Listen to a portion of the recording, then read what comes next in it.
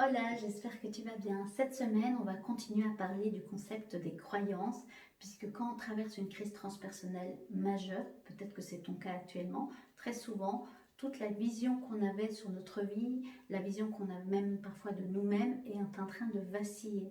Et on remet en question toute une série de choses. Si c'est ton cas, bienvenue dans cette vidéo.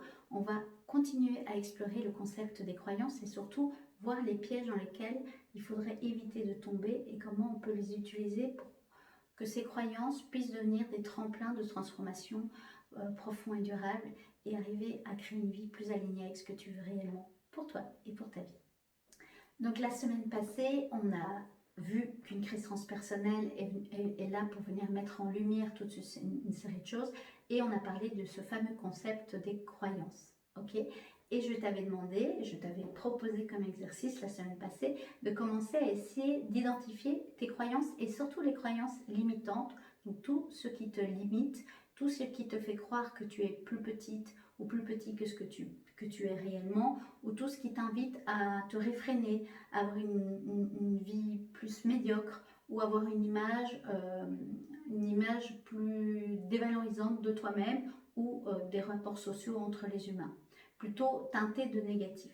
Ok, pourquoi? Parce que les croyances limitantes, tant que tu nourris une croyance limitante, c'est difficile pour toi de créer une vie dans laquelle tu vas te sentir accompli, dans laquelle tu vas pouvoir t'autoriser à recevoir des choses qui sont bonnes et justes pour toi.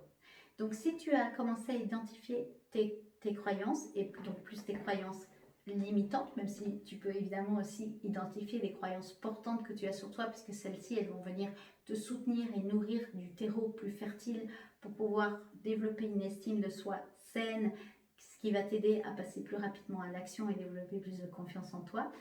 Tu peux aussi évidemment identifier tes croyances portantes, d'accord?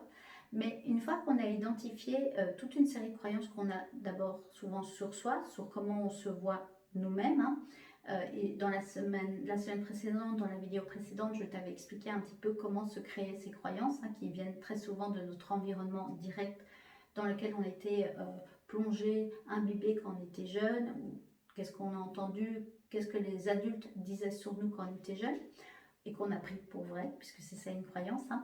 Une fois que tu as pu les identifier, j'aimerais parler cette semaine un petit peu des pièges, ou en tout cas d'un piège qui est nécessaire d'éviter, en tout cas de ne pas tomber dedans, parce que ça peut devenir contre-productif. Ok.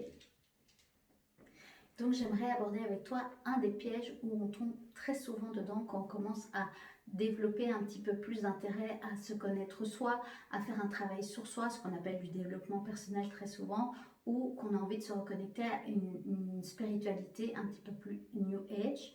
Il y a du bon dedans évidemment, mais parfois on peut tomber dans des excès et ce fameux concept de croyance parfois peut commencer à se retourner contre soi-même. C'est quelque chose que j'ai expérimenter moi-même, c'est-à-dire qu'on va t'inviter à aller identifier tes croyances limitantes pour t'aider à développer une vie plus alignée avec ce que tu souhaites réellement et puis surtout t'aider à évoluer sur la perception que tu as de toi et d'essayer de nourrir quelque chose de plus sain, un rapport plus sain avec toi ou un rapport plus sain avec le monde, avec les relations, etc.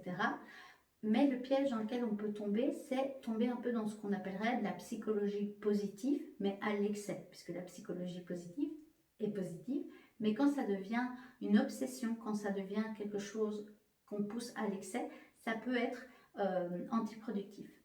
Par exemple, on peut du coup rentrer dans un des pièges qui est de culpabiliser, d'avoir des pensées limitantes sur soi-même ou sur les hommes ou sur les femmes ou sur la vision. Et on peut penser qu'on est quelqu'un qui n'est pas totalement sain ou qu'on doit encore faire beaucoup de travail sur soi. Et donc on rentre dans un piège de se dévaloriser encore plus et de penser qu'on doit être quelqu'un d'autre, de penser qu'on doit être quelqu'un qui doit avoir de meilleures croyances pour être aimé, etc. Et donc vous voyez, là c'est le serpent qui se mord la queue, ce n'est pas sain. Le but, quand moi je t'invite à identifier tes croyances limitantes, ce n'est pas pour que tu te flagelles et que tu culpabilises ou que tu commences à te dire je dois surveiller toutes mes pensées et dès que j'ai une pensée limitante, que ce soit sur moi ou sur mes amis ou sur le couple ou sur etc., de se flageller. Non, le but c'est simplement de commencer à apprendre à observer quelles sont les croyances qu'on a sur soi et sur le monde parce que ça va t'aider à mieux te connaître premièrement et parfois, très souvent, à mieux comprendre pourquoi tu répètes encore et encore les mêmes schémas. Et donc le but, ce n'est pas de te juger ou de te culpabiliser, le but c'est d'apprendre à mieux se connaître et à mieux s'observer.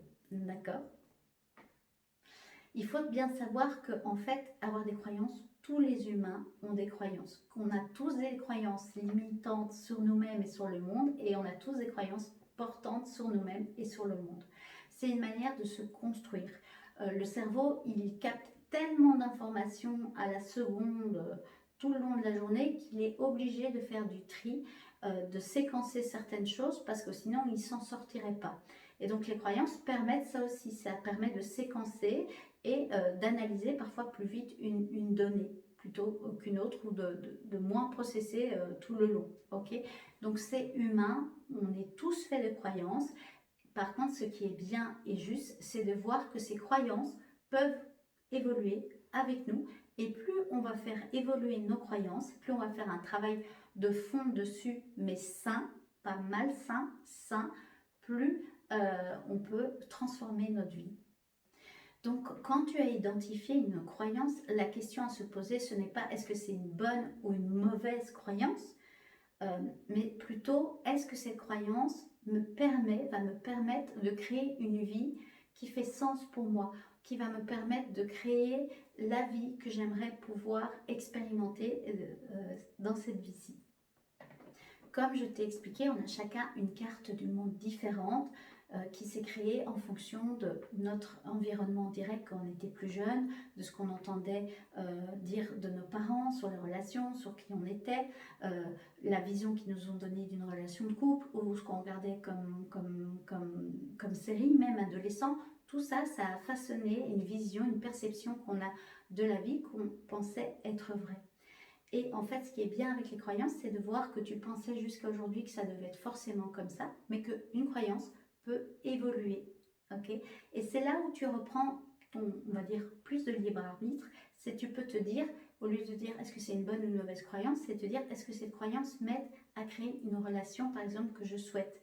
Si j'ai toujours nourri la croyance qu'un couple, l'amour c'était intense et passionné, mais qu'en réalité, toi, ce que tu souhaiterais vivre et expérimenter dans ta relation de couple, c'est plutôt quelque chose de stable et sur le long terme et de respectueux, ben là, peut-être qu'il faudra venir identifier les croyances que tu as sur le couple et voir si elles vont nourrir justement une relation stable. Mais si tu te rends compte qu'en fait, toi, tu es persuadé que l'amour doit tout le temps rester intense et fort et qu'une des façons de se prouver qu'on est amoureux l'un de l'autre, c'est d'être dans une passion et un peu dans un rapport amour-haine.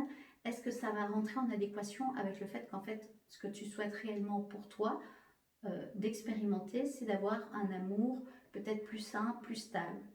Mais peut-être que tu vas aussi te rendre compte que oui, mais si j'ai une relation saine et stable, je m'ennuie, ça m'ennuie.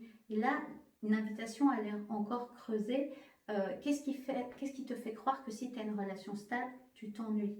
Et ça va t'apprendre aussi à te connaître. Qu'est-ce que tu aurais besoin, toi, pour te sentir heureuse dans une relation de couple. Je donne l'exemple de relation de couple, mais ça peut être aussi dans le monde du travail. Si actuellement tu traverses un burn-out, c'est peut-être d'aller voir quel exemple tu as eu de ton père ou de ta mère, ou en tout cas des adultes qui t'ont éduqué, comment eux te montraient ce que c'était la réussite dans le travail. Est-ce qu'ils étaient en train de se sacrifier à chaque instant? Est-ce qu'ils arrivaient à mettre des limites à eux-mêmes et à leur patron, etc., etc. Et donc d'aller continuer à investiguer et voir un peu toutes les croyances que tu as sur la réussite ou sur qu'est-ce que c'est être un bon employé, etc. La vision que tu as du monde du travail et de la réussite, par exemple. Et donc, une fois que tu as identifié ça, c'est toujours se poser la question, est-ce que le fait d'entretenir cette croyance-là sur moi et sur le monde va m'aider à créer une vie que je souhaiterais, moi, expérimenter dans cette vie-ci, d'accord? Ce qui est important, c'est faire des choses qui font sens pour toi et qui vont, je le rappelle, aller nourrir une estime de toi saine. Alors, pas tomber dans le piège qu'il faut être parfait, qu'il faut être une bonne personne, hein, surtout point de vue qu'on peut entendre aussi, c'est un des pièges du développement personnel, hein, dans le développement personnel qu'il faut tout le temps développer, se développer pour être la meilleure version de soi. C'est pas ça, moi c'est plus une invitation à incarner une version de toi qui fait sens et qui te rend heureux, qui répond à tes valeurs et qui nourrissent des besoins que tu as, qui est propre à chacun, je le rappelle. Donc voilà pour cette semaine. La semaine prochaine, on va continuer à travailler un peu le concept de croyance, mais surtout, je vais te partager une posture qui peut t'aider à faire ce travail de fond, qui est quand même un travail profond, et d'un outil qui peut vraiment t'aider à accélérer le processus dans l'évolution, la transformation d'une croyance à la base limitante en croyance qui devient de plus en plus portante et saine pour toi. Donc, si tu n'es pas abonné, je t'invite à t'abonner à cette chaîne. Tu peux activer la petite cloche, comme ça tu auras une notification dès que je sors une nouvelle vidéo.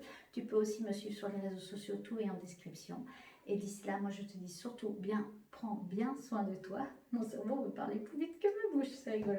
Prends bien soin de toi et on se dit à très vite. Bye bye.